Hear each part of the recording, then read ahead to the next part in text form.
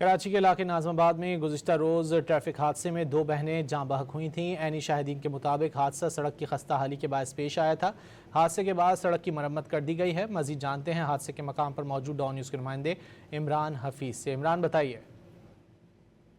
जिस वक्त मैं नाज़माबाद नंबर 1 पे उस मकाम पे मौजूद हूँ जहाँ पर कल रात एक पूरी हादसे के अंदर दो जवां साल बहनें जो है उस ज़िंदगी की बाजी हारी हैं। यहाँ पर जो बताया गया है, जो ऐनी शाहिदीन हैं वो ये कहते हैं कि ये पूरा पैच है जिसे छील कर गए थे मशीन के ज़रिए, लेकिन उसके बाद जो है ये गड़ा रह गया और यहाँ पर अक्सर मोटरसाइकिलें जो हैं वो इसके अंदर डिसबैलेंस होती हुई और हादसे का शिकार हो सकती हुई हैं।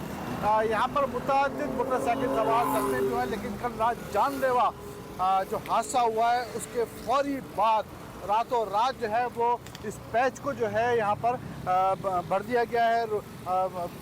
आर्जी तौर पर ही सही, लेकिन इसको भर दिया गया है। लेकिन इसके साइड के अंदर आप सूरत हाल देख सकते हैं, क्या सूरत हाल है।